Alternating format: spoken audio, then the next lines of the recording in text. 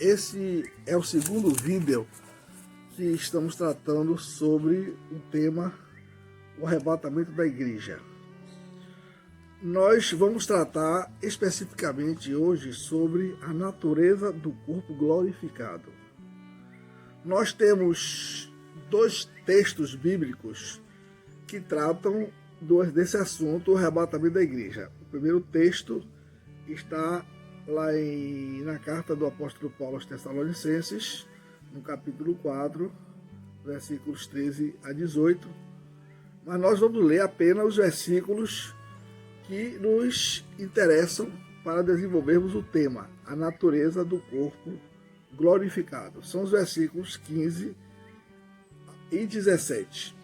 No versículo 15, o apóstolo Paulo, que escreveu esta carta, ele faz uma afirmação dizendo o seguinte: dizemos-vos, pois, isto, pela palavra do Senhor, que nós, os que ficarmos vivos para a vinda do Senhor, não precederemos os que dormem. Qual é a ênfase que Paulo dá nesse versículo bíblico? É que na ocasião do arrebatamento da igreja, os que já morreram, os que dormem, os que estão lá com Cristo, mas seus corpos ainda estão na sepultura, eles vão ter a precedência em relação aos vivos, aqueles que vão ser arrebatados e transformados. Então a ênfase desse versículo é exatamente essa: os que dormem têm precedência em relação aos vivos, aos que vão ser arrebatados. E no versículo 27, o apóstolo afirma, aliás, o versículo 17, o apóstolo afirma: depois nós, os que ficarmos vivos, seremos arrebatados juntamente com eles nas nuvens, a encontrar o Senhor nos ares, e assim estaremos sempre com o Senhor. E a ênfase desse verso é que esse arrebatamento dos vivos porque arrebatamento só pode se referir aos vivos, será juntamente com aqueles que vão ser ressuscitados, para que no mesmo instante que eles forem ressuscitados, os vivos serão arrebatados e transformados, e ambos vão se encontrar com o Senhor nos ares. Então, de modo que esses dois versículos da carta aos Tessalonicenses, eles são versículos que descrevem o assunto, o tema do corpo glorificado, de uma maneira geral. Ele não entra em detalhe, nos detalhes. É por isso que nós temos que ler esse texto bíblico juntamente com um outro texto, uma outra passagem que Paulo escreveu na sua carta aos Coríntios, no capítulo 15, do versículo 35 a 54, que esses versículos analisam o assunto de uma maneira mais detalhada, dando pormenores. Então, é exatamente o que vamos fazer analisando esses versículos da carta aos Coríntios. Ora, se em Tessalônica, lá na carta aos Tessalonicenses, Paulo afirma que no arrebatamento da igreja, os vivos terão corpos arrebatados, terão, no momento do arrebatamento da igreja, os vivos serão arrebatados e transformados, e os que morreram serão ressuscitados, terão também corpos glorificados. Naturalmente, a mente humana, que gosta de inquirir, gosta de conhecer o que não conhece, o que é muito natural, faz muitas perguntas. E algumas perguntas Paulo começa a esclarecer na sua carta aos Coríntios. Qual é a pergunta que geralmente é feita a título de curiosidade? É a que Paulo diz assim no versículo 35, lá na sua carta aos Coríntios, capítulo 15. Mas alguém dirá, como ressuscitarão os mortos? E com que corpos virão? São duas perguntas. A primeira é como. E a segunda pergunta é, e com que corpos virão? Aí Paulo responde, dizendo assim, olha, Deus é soberano. E ele dará o corpo que ele desejar. No versículo 38, assim afirma Paulo. Mas Deus dá-lhe o corpo como quer. Citei a primeira parte do versículo, destacando a soberania de Deus.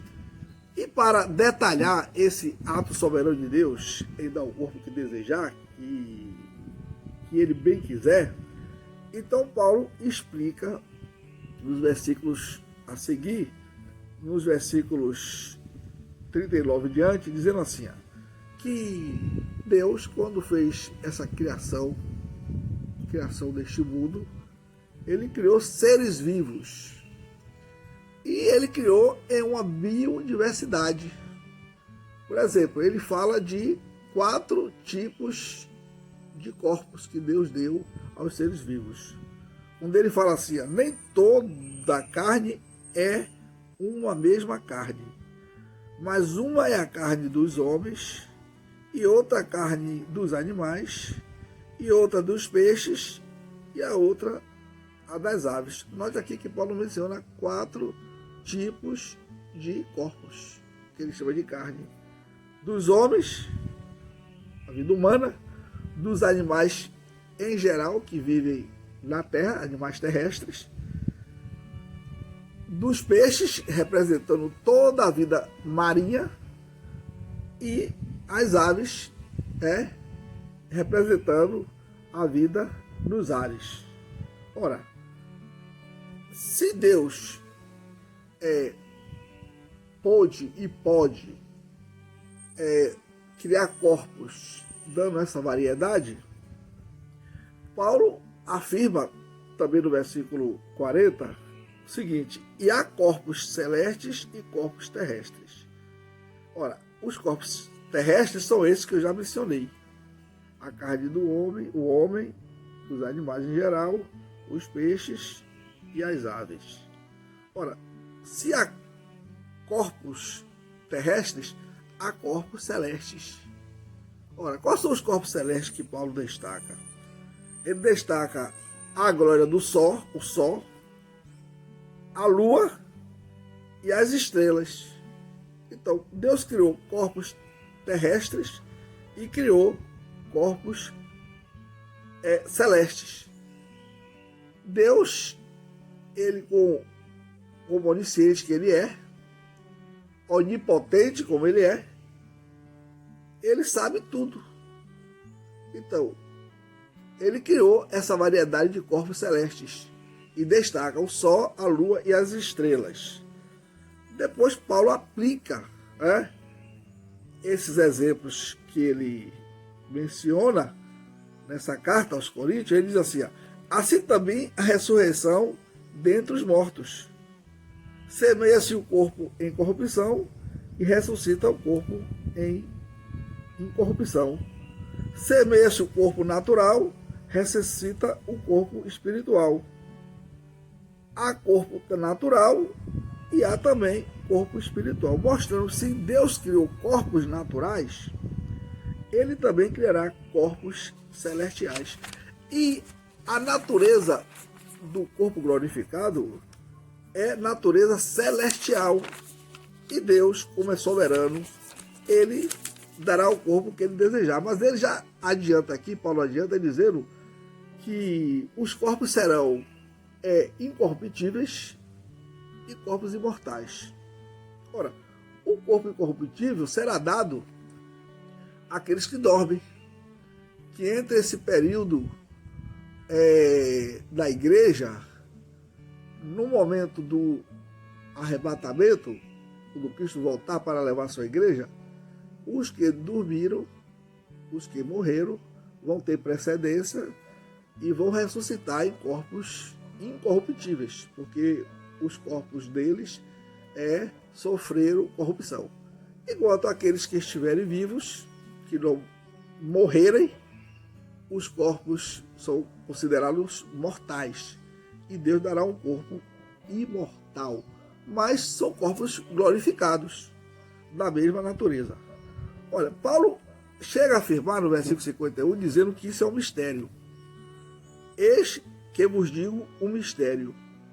Na verdade, nem todos dormiremos, mas todos seremos transformados. Ora, por que o mistério? Pelo seguinte, porque Deus decretou, quando o homem pecou, a morte do homem, dizendo assim, no dia em que pecares, morrerás.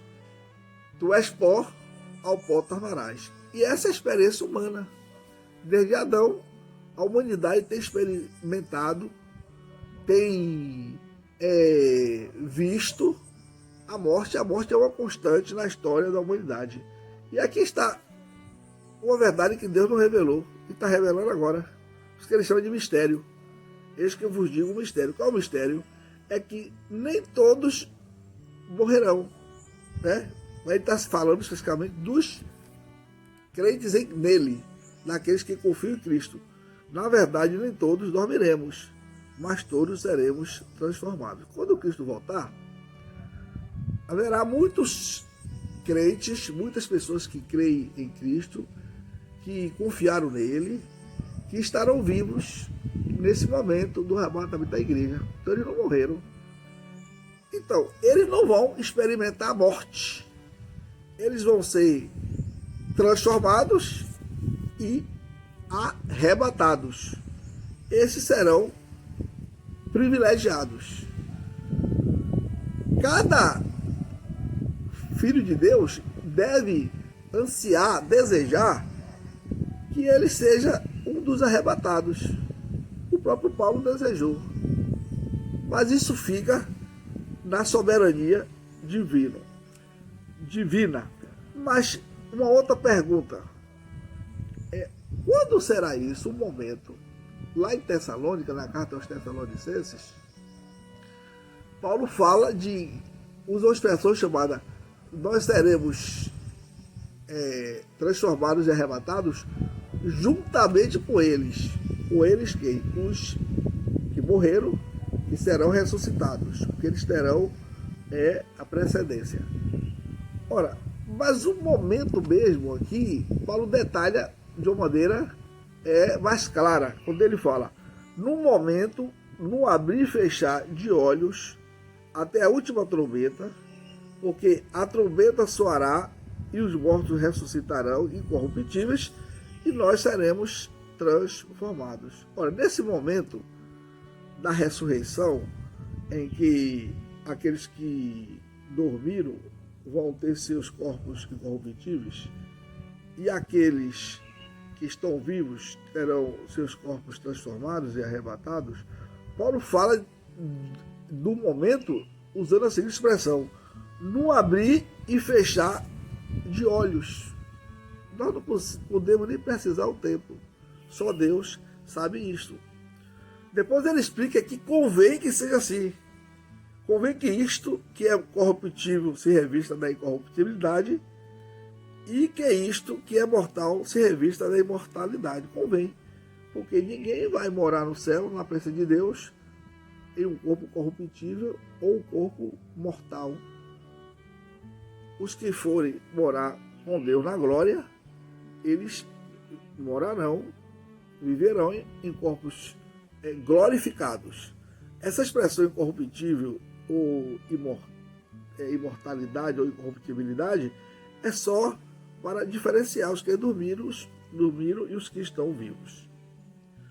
Ora, quando aconteceu o arrebatamento da igreja, quando os salvos estiverem na glória, em seus corpos glorificados, aí teremos a derrota da morte, a vitória da vida. Quando ele diz assim, nas seguintes palavras: então cumprir-se-á a palavra que está escrita: tragada foi a morte na vitória. Uma outra curiosidade que desperta naturalmente como Deus é saber mais sobre esse corpo glorificado. O que nós sabemos é exatamente aquilo que Deus revelou na sua palavra, especialmente nesses dois textos, na carta aos Tessalonicenses e na carta aos Coríntios. Mas nós podemos fazer uma analogia desse corpo glorificado. É quando nós pensamos no corpo que Jesus tem atualmente, está lá à destra de Deus, à direita de Deus, em corpo glorificado. Porque ele é a primícia dos que dormem. Ele foi o primeiro a ressuscitar para um corpo glorificado. Ora, quando o Senhor Jesus esteve aqui na terra, ele tinha um corpo natural, como o nosso. A única diferença era que ele não tinha herdado a natureza do pecado, a natureza de Adão, porque ele não é filho, ele não é da descendência de Adão. No sentido que Adão se casou e gerou um filho. Jesus foi gerado pelo Espírito Santo de Deus no ventre de Maria. Mas o corpo dele era natural, igual ao nosso. Quando ele ressuscitou dentre os mortos, ele levou aqui 40 dias convivendo com os discípulos, mas convivendo de uma maneira diferente da que ele convivia antes da morte, da sua morte. Antes da sua morte, ele dormia, acordava e convivia 24 horas por dia com os discípulos. Quando ele morreu e ressuscitou, o que a Bíblia nos revela é que ele apareceu aos seus, só aos seus. Nós não temos nenhuma informação que ele apareceu aos não salvos. E quando apareceu, foi para dar o conhecimento da verdade e salvar. Nesse período de 40 dias, ele conviveu com os discípulos de uma maneira diferente. Ele não ficava 24 horas por dia. Ele aparecia, desaparecia, aparecia, desaparecia, porque ele estava com o corpo glorificado, um corpo ressurreto. Ele não estava mais sujeito às limitações humanas. Mas ele não tinha sido ainda glorificado. Quando foi que ele foi glorificado? Foi quando ele foi ascender aos céus, foi elevado às alturas, e nesse momento o corpo dele foi glorificado. A partir daí, o ser humano natural não poderia conviver com ele, porque ele estava em estado de glória. A informação mais clara que nós temos é exatamente aquela passagem de Atos, no capítulo 9, quando o apóstolo Paulo, na época ainda Saulo, perseguindo a igreja, foi a Damasco, capital da Síria, para prender os cristãos. Paulo perseguiu o cristianismo, porque achava que o cristianismo era uma heresia. E Jesus, na sua graça, apareceu a ele. E apareceu de uma maneira clara, que ele não teve dúvida. Uma luz mais brilhante do que a luz do sol, ao meio-dia, quando o sol é mais brilhante, essa luz apareceu com uma voz clara dizendo assim: Saulo, Saulo, por que me persegues? Então Saulo disse: que és, Senhor?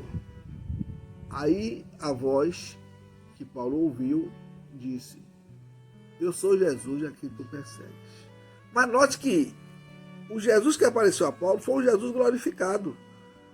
Foi tão intensa a luz, tão intenso o brilho, que o apóstolo Paulo, Saulo, caiu do cavalo e ficou cego, porque ele estava, ele viu o Jesus glorificado, o corpo glorificado.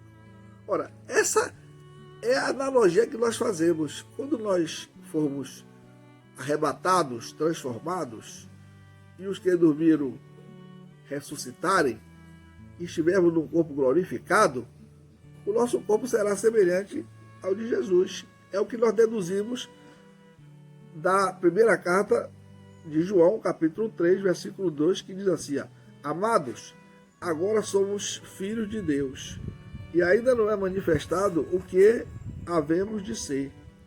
Mas sabemos que, quando ele se manifestar, seremos semelhantes a ele, porque assim como ele é, o veremos. Então nós seremos semelhantes a ele.